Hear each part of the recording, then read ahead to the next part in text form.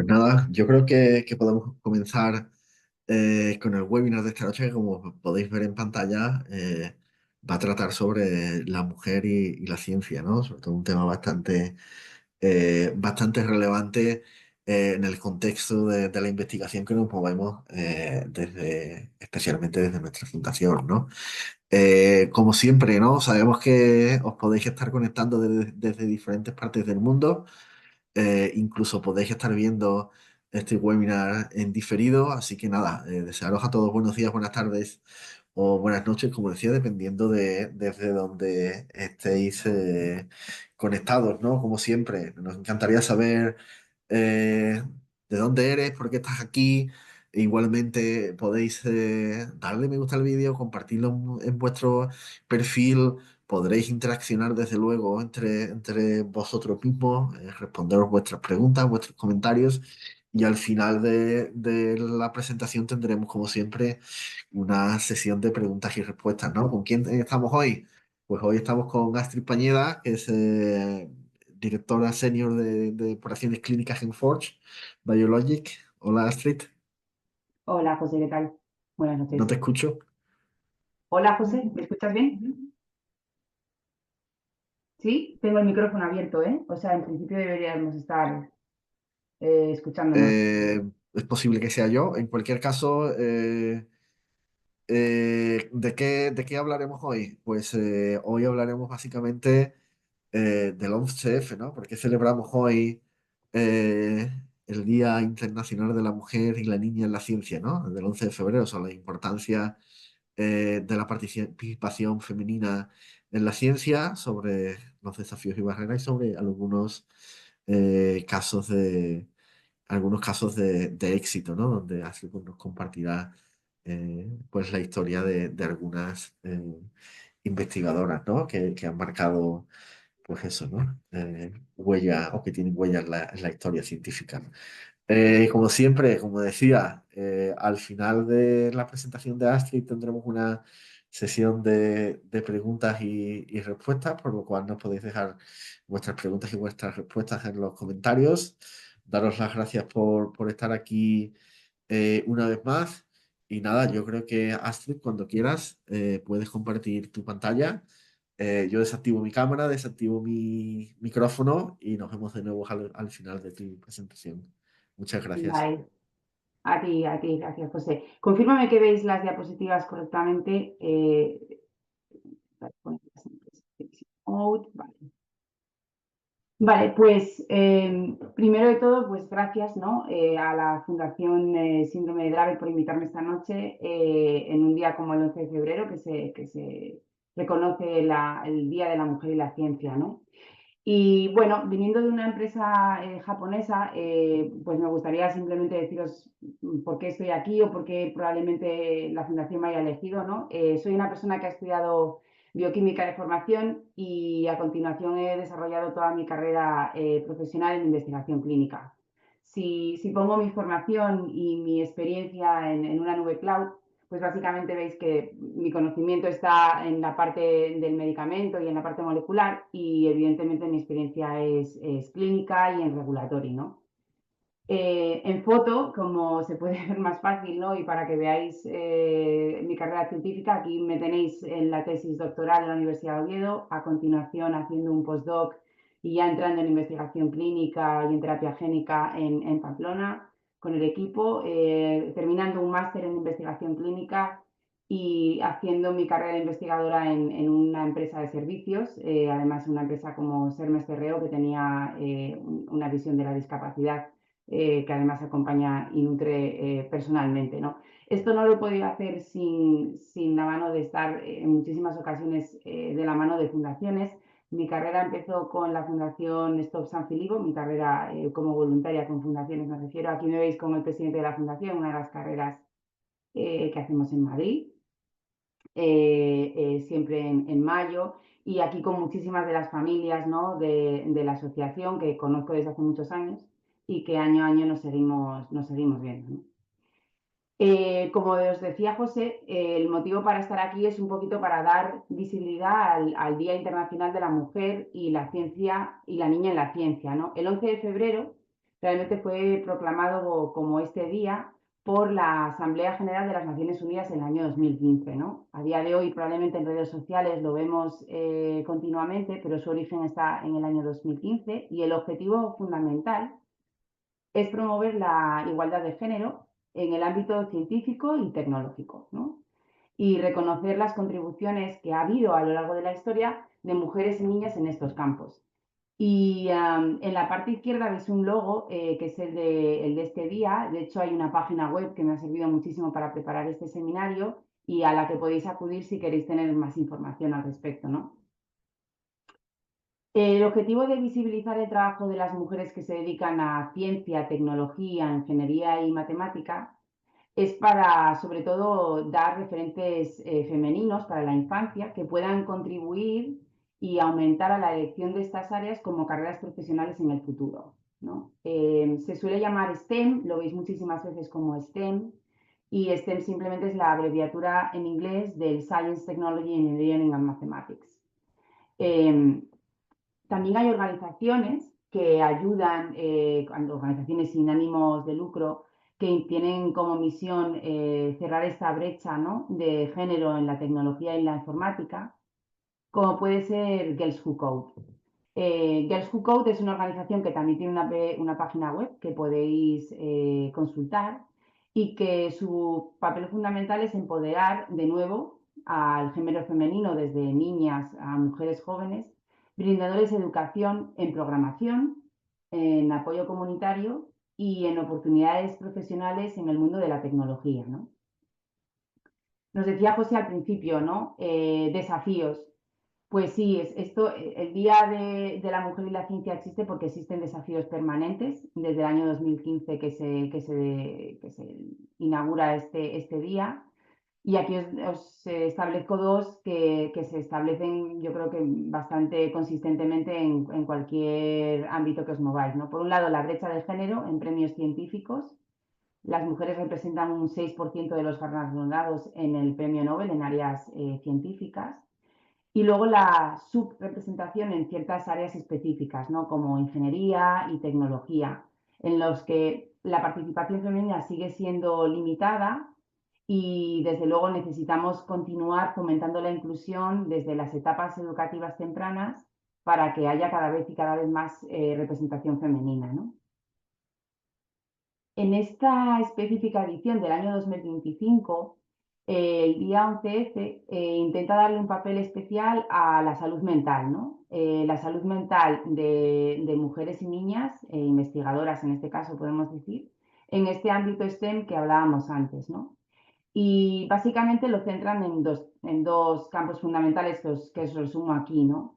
Por un lado, los desafíos únicos que afectan al género femenino en salud mental, vinculados tanto a la desigualdad de género como a la discriminación y a la importante papel de la conciliación familiar. Y luego bueno, pues a la visibilidad de los estudios científicos que señalan que las investigadoras, o sea, investigadoras en papel femenino, tienen más probabilidades de experimentar pues, efectos como la ansiedad, la depresión o trastornos mentales en comparación con el género masculino, ¿no? Esto, de nuevo, está relacionado con mayores demandas sociales y laborales y la subrepresentación en campos científicos con ese techo de cristal que también muchas veces tenemos mencionado y hemos oído hablar, ¿no?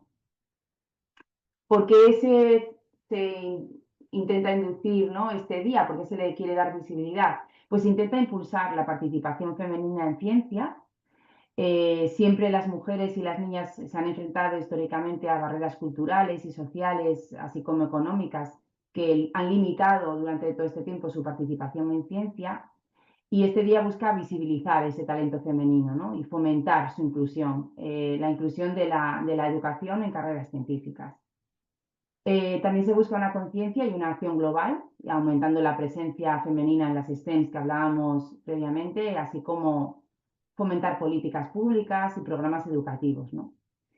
Y finalmente, el homenaje a científicas, ¿no? Dar reconocimiento a grandes mujeres, y aquí veis mujeres de toda la historia, ¿no? Y he puesto a Margarita Salas en el medio como un ejemplo muy importante, que han sido significativas para la ciencia y que desgraciadamente durante mucho tiempo no se ha reconocido su labor, ¿no?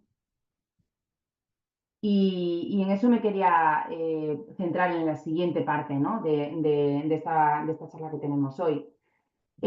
Para mí es importante empezar por Marie Curie. Marie Curie es una científica pionera de origen polaco, nació en Varsovia, en Polonia, y es reconocida por todas las contribuciones que ha hecho respecto al estudio de la radiactividad, ¿no?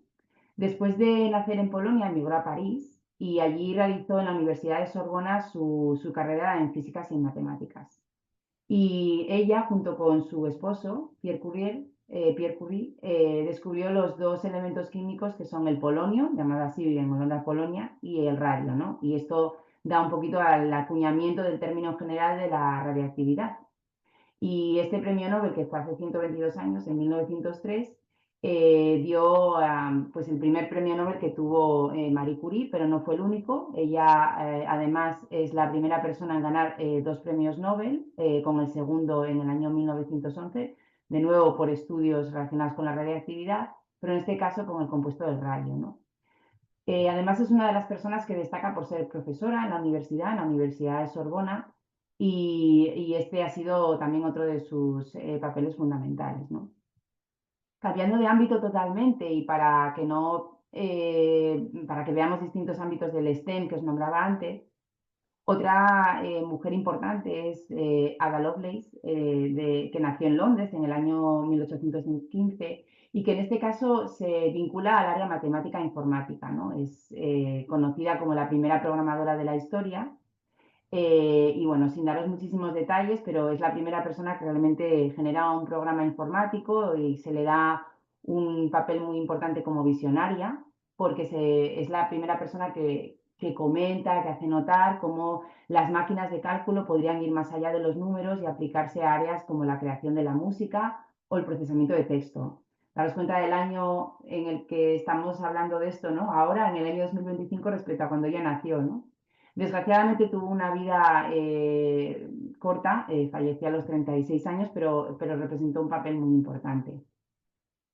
Como mujeres del pasado, el tercer ejemplo que quería traeros hoy es Katherine Johnson, con un papel en matemáticas y en física. Esta es una persona nacida en Estados Unidos y que por lo tanto, como veis, bueno, es una persona que generó un papel fundamental en misiones espaciales de la NASA y sufrió una época marcada por la segregación racial y las limitaciones para mujeres afroamericanas, ¿no?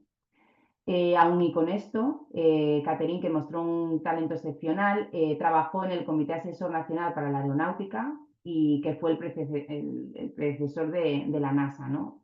Y allí trabajó pues, en trayectorias tan importantes como el Apolo 11, que llevó el primer hombre a la Luna, y se le reconoció además en el año 2015 con la Medalla Presidencial de la Libertad.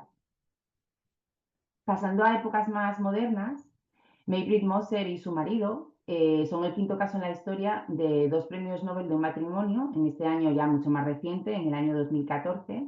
Es un premio Nobel de Medicina y se le da por sus aportaciones en el descubrimiento de las células, ¿no? Que constituyen un sistema de posicionamiento en el cerebro. Mucho más reciente, en el año 2020, el premio Nobel de Química se le da a Jennifer Doudna y Emmanuel Charpentier por el CRISP. Para aquellos que no estáis familiarizados con el CRISP es un desarrollo nuevo para la edición genética. Es decir, nosotros ahora mismo oímos hablar mucho de la terapia génica. La terapia génica normalmente hasta ahora, hasta hace unos años, era la adición de un gen sano en el cuerpo de un paciente que tuviera un gen que estuviera defectuoso. La tecnología del CRISP va un poquito más allá porque lo que hace es corregir en el paciente, es decir, en vez de añadir el gen correcto, lo que hace es eliminar el incorrecto y poner en su sustitución el correcto, ¿no? Que evidentemente ya empieza a haber ensayos clínicos, ya los hay, y presentaciones para aprobación de medicamentos basados en terapia génica con edición CRISP, y sin duda ha sido una aportación excepcional, ¿no? Luego tenemos a gente más joven como Cathy Bowman, que ya realizó su título de doctorado y charlas TED, y ella fue una de las personas que participó en el equipo que capturó las primeras imágenes de un agujero negro, como parte del equipo del telescopio Event Horizon. Y no podíamos dejar de hablar de Charlotte Drabet, ¿no? Drabet, la doctora Drabet nació en Marsella, en Francia, el 14 de julio de 1936 y sus actividades, como probablemente muchos de vosotros conocéis, estaban muy relacionadas con la epilepsia y especialmente en niños, ¿no? Su trabajo en epilepsia se publicó tempranamente en el año 1965, conduciendo a la definición de la encefalopatía epiléptica con ondas espigalentas o síndrome de Lexon-Gastau. Y posteriormente ella sigue investigando en epilepsia y describe simultáneamente la descripción simultánea de la epilepsia mioclónica benigna y de la epilepsia mioclónica severa de la infancia, ¿no? Y esto al final se acaba acuñando, ¿no? Como bien sabéis, en el síndrome de Dravet, que es el que da el nombre a esta fundación y el que nos afecta a todas las familias que estáis aquí representadas. Ella no solamente es investigadora, sino que además coordinó muchísimas reuniones, cursos, seminarios, libros, capítulos específicos sobre epilepsia, fue presidenta de la sección francesa de la ILAE y evidentemente tiene muchísimas acciones sociales en favor de personas con epilepsia, como por ejemplo el Día Nacional de la Epilepsia, ¿no? Que acabamos de celebrar recientemente. Y tuve el honor de conocerla en una de las reuniones en Madrid. Básicamente esto era un poco lo que queríamos compartir con vosotros hoy. Es curioso como la mujer y la ciencia, pues así mirando a mi alrededor cuando estaba preparando esta charla, ¿no? Está en mi día a día. Y aquí tenéis pues mi ordenador desde el cual me estoy conectando hoy, ¿no? En el que tengo una pegatina que representa este simbolismo día a día y mi taza del café en el que están todas estas personas que os he descrito hoy y otras muchas más, ¿no? Y además, a día de hoy, para los que no me podáis ver en la cámara, pues esta es mi fotografía y aquí veis como la inteligencia artificial nos ofrece la oportunidad de hacer cosas muy divertidas, ¿no? Como poner mi cara en una fotografía previa de Marie Curie y aquí tenemos cómo nos podemos hacer retrospectiva en la historia, ¿no? Con esto nada más, simplemente invitar a todas las niñas, mujeres que están conectadas hoy a perseguir vuestros sueños en ciencia y una vez más agradecer al equipo de la Fundación invitarme hoy. Y con esto yo creo que hemos terminado, José.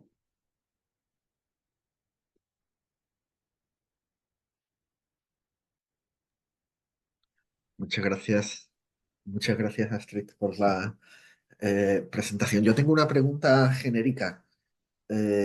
Comentabas antes, ¿no? Que es necesario involucrar a las mujeres, o en este caso a las niñas, en épocas más tempranas en la ciencia, la tecnología, en la ingeniería y en las matemáticas. ¿Qué les dirías tú a los padres que hoy en día pues, están discutiendo con sus hijos o con sus hijas el futuro académico, el futuro académico de sus hijos, o en este caso concretamente de sus hijas? Pues precisamente, ¿no? Que tenemos que intentar probablemente evitar dejarnos llevar por la historia de nuestros padres, ¿no? O sea, muchas veces las carreras de los niños están muy involucradas a lo que han visto en su casa y probablemente lo que tenemos que incentivar es innovar, ¿no? A lo mejor tus padres han hecho una carrera de leyes o has visto un rol más femenino en carreras de ciencias y a día de hoy, aunque no sea muy atractivo, no os veas ejemplos a tu alrededor en tu familia de matemáticas o de chicas que hayan hecho informática, ¿no? Y nombro estas dos porque todavía son dentro de las STEM las dos ramas de ciencias en las que las representaciones femeninas en las universidades son minoritarias, pues a incentivarlas a que lo exploren como una opción posible, ¿no? Para sus inquietudes profesionales. Muy bien. Y a lo largo de tu carrera en ciencia, ¿has notado alguna vez algún tipo de comentario o actitud discriminatoria? En ciencia de la que me toca a mí, la ciencia de la biología y demás, ¿no? Quizás hay un bagaje histórico, ¿no? Las carreras más relacionadas con la medicina han sido históricamente más protagonizadas por hombres y por lo tanto en medicina todavía hay muchísima más presencia masculina en los roles más senior, ¿no? Entonces sí, esa es la parte que me ha tocado ver más probablemente, ¿no? Que hay poco papel en medicina de mujeres en los niveles más altos, ¿no? Que siempre ves roles masculinos cuando estás liderando un equipo médico. Sí, y a ti personalmente, ¿qué fue lo que te inspiró a dedicarte a la ciencia? Es curioso, la verdad es que yo no tenía muy claro qué estudiar y ahí me ayudó bastante mi madre, en plan, sabes, yo creo que lo que te gusta es la ciencia y efectivamente acertó plenamente. De hecho, yo empecé biología y si te digo la verdad, ahí cuando estudié mis 2 primeros años de biología vi claro pues que me gustaba la ciencia, ¿no? Pero que me gustaba más la investigación y la bioquímica. Que dejaba la parte, los biólogos se suelen llamar biólogos de bota y de bata. Entonces, los de botas son aquellos que se dedican más al campo y les gusta más la parte, ¿no?, de animales. Y los de bata son los que nos metemos como ratas de laboratorio. Y yo vi claramente ahí que tenía que pasarme a la bioquímica y al laboratorio, que era mi rama. Dentro de la biología hay muchas ramas, ¿no? Somos tan biólogos y tan ciencia el que se dedica a explorar la biología marina como el que se dedica a hacer terapia génica en el laboratorio, pero es muy diferente. Muy bien. Antes, como hemos comentado, ¿no? La posible discusión que pudieran llegar, antes hemos comentado la posible discusión que pudieran llegar a tener, pues, los padres con sus hijas con respecto a considerar una carrera en ciencia o tecnología. Pero si te tuvieras que dirigir directamente a esas jóvenes, ¿qué consejo le darías? Pues, pues probablemente que antes de decidir una carrera que exploren todas las opciones, ¿no? Que en lugar de quedarse con lo que ven a su alrededor, que exploren opciones y que se dejen llevar por lo que realmente les guste, ¿no? O sea, que en lugar de decir, ah, bueno, pues yo qué sé, ¿no? Te pongo un ejemplo, mi padre es médico y quiero estudiar medicina, pues a lo mejor tus inquietudes podrían inclinarse por la informática si la conoces, ¿no?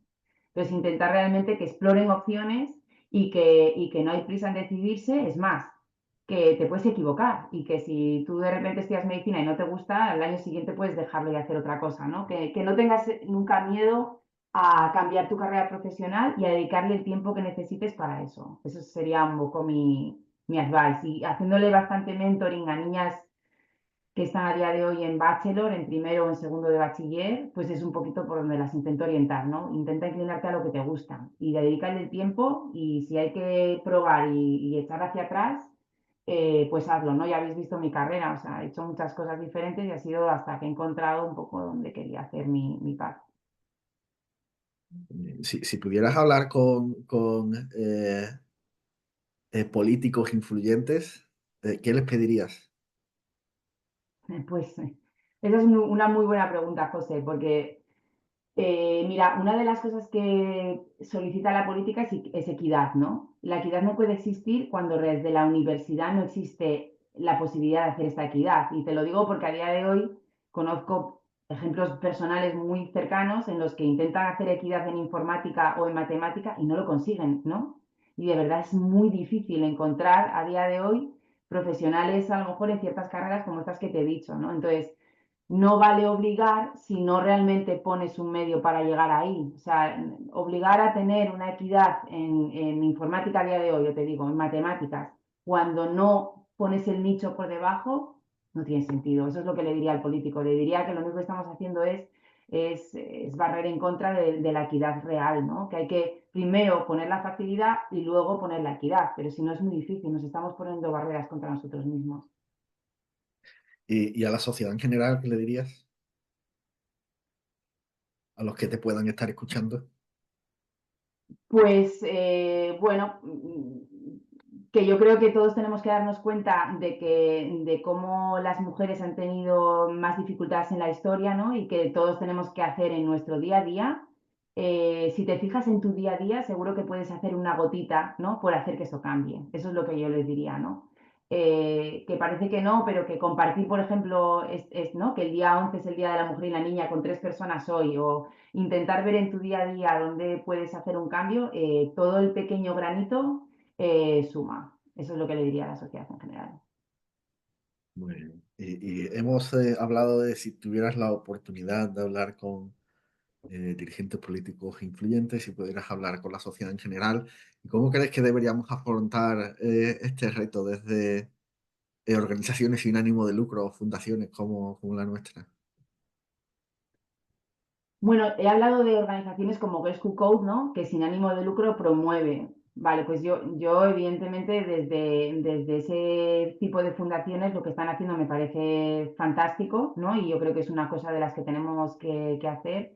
Desde el punto de vista de las fundaciones como la vuestra, yo creo que lo estáis haciendo fenómeno. O sea, no se me ocurre mucho más de lo que podéis, de lo que estáis haciendo a día de hoy, ¿no? Evidentemente pues es importante que cuando hagáis, pues yo qué sé, que tengáis equidad a la hora de elegir este tipo de personas que van a dar charlas, de cuando hagáis estos congresos científicos que haya equidad. No se me ocurre otra cosa, ¿no? Pero evidentemente lo estáis haciendo, o sea que no os puedo decir nada más.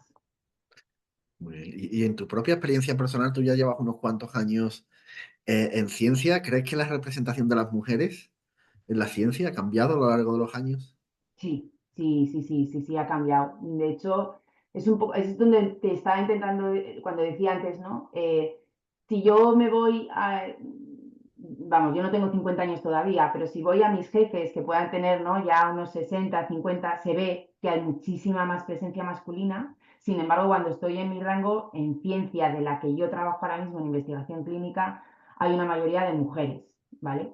Lo que me gustaría que cambiara, pues que desgraciadamente en investigación clínica, en el que pues hay una vida muy sacrificada, hay que darle muchas horas, hay mucha gente que viaja muchísimo, imagínate un visitador médico, un monitor, viaja muchísimo. Todavía cuando se hacen entrevistas, me ha tocado escuchar en mi carrera profesional que no quieren perfiles femeninos por el tema del embarazo, bajas maternales, etcétera, ¿no? Este es un tabú que tenemos que quitar, o sea, y yo esto lo he vivido, lo he luchado y evidentemente me gustaría que cambiara, sí. Y en tu opinión, en ciencia y tecnología, ¿crees que todavía existe cierta brecha salarial de género? No, yo la verdad es que no me lo parece. O sea, yo creo que es más bien la relación de esto, ¿no? De los altos cargos. No, yo ahora mismo creo que en ciencia, en lo que me ha tocado a mí vivir, el puesto tiene un salario y es absolutamente independiente del género. Está más relacionado pues con tu experiencia profesional, tu carrera, etcétera, ¿no? De hecho, yo te diría casi que, pero por percepción del género, las mujeres son más inquietas, son personas que tienen, ¿no? Que buscan más experiencias, son menos estables y eso les beneficia, ¿no? A la hora de tener más experiencia y poder enfrentarse a un puesto de trabajo. O sea, muchas veces cuando me ha tocado entrevistar, veo que los perfiles femeninos son más inquietos, han tenido más experiencias y los perfiles masculinos muchas veces, ¿no? Se quedan más estables en las empresas. Eso, dependiendo del perfil que busques, muchas veces es muy beneficioso. Y no sé si tienes en mente algún proyecto futuro o en curso para seguir promoviendo la igualdad de género pues, en la ciencia, la tecnología, la ingeniería y Pues las muy buena manuales. pregunta. No sé si te había mencionado esto, pero sí, sí, mira, yo he tenido una reunión aquí con ciertos políticos en Madrid y me hablaban de si me apetecía hacer algún tipo de asociación para un poco, ¿no? Empoderar a las mujeres, ¿no? Y realmente el proyecto que tengo en mente es hacer un podcast de mujeres inspiradoras, de intentar que mujeres que hayan tenido una carrera científica, de la gente que nos encontramos en el día a día, ¿sabes? No grandes políticos o Marie Curie, ¿no? Sino lo que realmente es en el del día a día, que podamos tener un podcast de contar su vida profesional y que eso inspire a muchísimas chicas porque me encuentro muchas veces, pues eso, ¿no? Niñas que quieren estudiar carreras, gente en bachiller o incluso ya en la parte del máster después de la universidad que me preguntan por mentoring, ¿no? Y muchas veces les cuentas carreras profesionales de gente que yo me he encontrado en mi vida profesional y les resultan súper inspiradoras Y yo creo que eso sería muy enriquecedor. De hecho, a mucha gente que le he comentado el proyecto les ha parecido como súper interesante. Entonces, eso es lo que sí, en algún momento, en el 2025, sí que me gustaría empezar a arrancarlo, sí, ese proyecto de podcast. Y no sé si nos puedes comentar alguna estrategia para mejorar la conciliación familiar y laboral de las mujeres en ciencia. Wow. Buah, esta es difícil, no lo sé. Probablemente las mujeres, o por lo menos la experiencia de lo que yo he visto alrededor, son chicas que tienden más al perfeccionismo, tienen muchísimo más, ¿sabes?, perfil de no desconectar, ¿no? Pues mi recomendación es desconectar, darte tiempo a ti e intentar siempre, ¿no?, respetar un horario y darte tiempo a ti. O sea, básicamente ese sería, ¿no? Las mujeres muchas veces intentan hacer una conciliación familiar y no darse tiempo a sí mismas. Esto ahora se lleva muchísimo, ¿no? El mindfulness, el dedicarte tiempo a ti misma, es real, es una necesidad vivida en mis propias carnes. O sea, sí que me parece que es importante, pues eso, sí, somos muy perfeccionistas muchas de nosotras, queremos dar lo mejor de nosotras, queremos que se nos reconozca, pero es muy importante, ¿no?, que te des tu momento, tus momentos. Sí. Y en tu experiencia, y en tu experiencia, no sé si has visto alguna vez o te ha sucedido alguna vez que hayas podido observar o Ujú. vivir en primera persona algún cambio positivo en la igualdad de género de tu entorno de trabajo científico. Sí, o sea, sí, sí, sí. En mi empresa en la que trabajo actualmente, tenemos un programa que se llama Sea Forges. O sea, la empresa se llama Forge Biologics y el programa se llama Sea Forges. Y lo que pretende es empoderar a la mujer. Hay ciertas charlas enfocadas precisamente a las chicas, se dan reconocimientos entre todas las chicas que trabajamos en la empresa. Y ese programa, que me parece súper inspirador, que ya ha tenido varios premios a día de hoy en Estados Unidos en distintas sociedades, pues es el que me inspiró, ¿no?, al tema este del podcast que os contaba. O sea que sí, yo creo que ojalá que haya más empresas que hagan este tipo de programas, como el programa que os comentaba de Seaforges, que lleva ya pues como 3 años internamente corriendo, y que cada vez aumenta más y que no solamente es positivo, sino que ahora lo quieren externalizar y darle visibilidad externa, a ver si hay más compañías, ¿no?, que puedan intentar, pues eso, dar este tipo de visión, tanto interna como externa, ¿eh? Porque yo creo que es como importante también, como internamente, promocionar a las mujeres e intentar dar la equidad. Y desde mi empresa siempre, en todo momento, y ha sido un cumplimiento absoluto, el decir que hay una equidad, que tanto ¿sabes?, en el nivel de C-suite o en el nivel más senior hay tantas mujeres como hombres, y así es, ¿no? Y de hecho hay casi más mujeres, te diría. Muy bien. Hemos comentado antes, ¿no? La discusión que pueden llegar a tener los padres con sus hijas o las hijas cuando sean un poquito más mayores, cómo podrían plantearse su posible futuro académico, ¿no? Pero desde tu punto de vista, ¿qué crees que se podría hacer para incentivar todavía más e incluso a edades más tempranas ese interés en este tipo de carreras? Pues yo creo que es muy importante probablemente el informar, ¿no? El intentar que no los niños, muchas veces los niños cuando preguntan o intentan mentorizarse, es porque eso carece de la formación desde la escuela, ¿no? O sea, en la escuela prácticamente no les enseñamos a lo que puede ser una carrera de ciencias, ¿no? O sea, o incluso a las carreras profesionales que vas a tener después de la carrera de ciencias, ¿no? Entonces, yo una de las cosas que me doy cuenta cuando las niñas me piden mentoring es que precisamente no saben lo que es una carrera de ciencias, qué tipo de salidas profesionales tienen. Entonces yo creo que tendríamos que hacer un esfuerzo desde la educación, desde lo más temprano posible, en intentar entender, ¿no? Pues eso, invitar a profesionales que cuenten sus experiencias, contar las salidas profesionales que existen, y que puedas tener una mejor visión, ojalá, ¿no?, de la que por lo menos tuve yo cuando estudié biología. Yo cuando estudié biología, hice un doctorado que era lo que me parecía que tenía que hacer, y después casi a trompicones me fui encontrando salidas profesionales, pero nadie me guió en ese camino, ¿no? Yo creo que ahora estamos mejor, pero todavía queda mucho, ¿no? Todavía podemos mentorizar muchísimo mejor para que, pues eso, para que haya una carrera profesional exitosa desde el principio, que no, ¿sabes? Que no empieces algo que no te gusta o te encuentres algo que no te gusta porque no te han orientado correctamente, ¿no? Entonces, si las personas de los colegios o las universidades no están formadas, pues que inviten a profesionales que puedan compartir, ¿no? De todos estos ámbitos, porque yo creo que al final muchas veces cuando tú preguntas, ¿no? Y eso lo comentábamos hoy en mi empresa, ¿por qué has sido científica? Porque algún profesor me inspiró, ¿no? Porque alguien me contó. Pues, y cuando era muy pequeña, o sea, yo recuerdo perfectamente mi profesor de biología en el bachiller, ¿no? Y cómo me inspiraba y me hacía muy atractiva la asignatura. Pues a lo mejor el profesorado puede hacerlo, pero profesionales externos de carreras pueden hacerlo también, ¿no? Si tuvieras que agradecer a alguien que te has dedicado en la actualidad a la ciencia, ¿sería este profesor de biología como inspiración Bueno, mi madre me dio la guía, ¿eh? O sea, y me recuerdo perfecto el momento en el que yo iba en el coche y me dijo, tienes que estudiar biología viniendo del pueblo, pero sí que es verdad que este profesor fue inspirador y tengo muchísimas personas a las que agradecer la carrera que tengo, ¿sabes? La posibilidad de haber entrado en un mundo de servicios en investigación clínica cuando mi experiencia era limitada, la oportunidad de trabajar en una biblioteca americana porque de repente alguien dijo, oye, creo que puedes hacer esto aunque no lo hayas hecho nunca. Tengo mucha gente a la que agradecer mi carrera.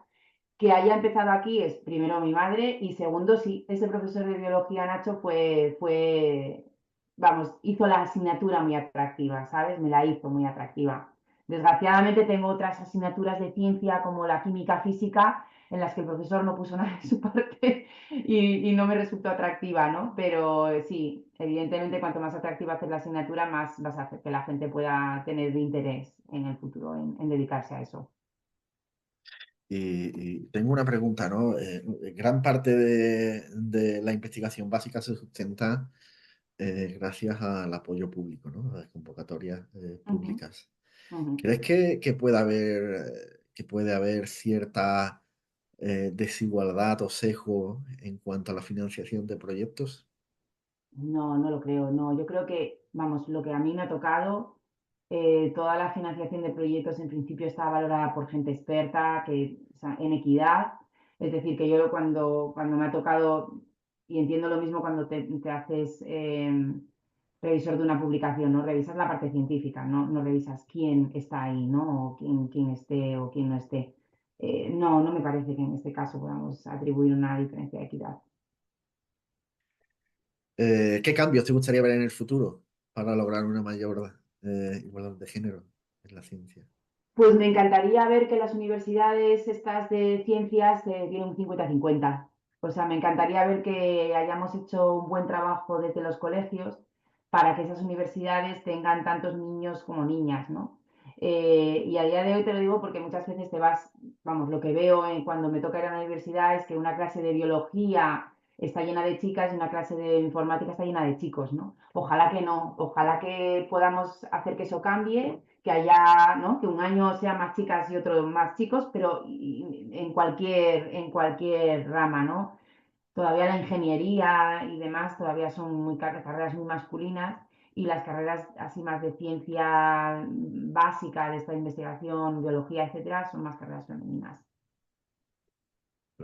Para cambiar esto, yo supongo, ¿no? Que las jóvenes que sueñan con una carrera en la ciencia, pues no tengan ningún tipo de impedimento, ¿no? Y tengan inspiraciones para dedicarse a eso, ¿no? ¿Qué mensaje final te gustaría transmitirle a estas jóvenes que podrían estar considerando una carrera en la ciencia? Pues como terminaba las diapositivas, persigue tus sueños, o sea, persevera, busca lo que necesites, busca la formación, busca el mentoring, busca a quien seas, pero persigue tus sueños, no lo dejes, o sea, no lo dejes. Seguro que hay la manera de conseguir que lleves tus sueños adelante. Pues muchas gracias, Astrid. No sé si te gustaría compartir algo más, si crees que hemos dejado algo en el tintero, algún otro mensaje clave que te gustaría compartir.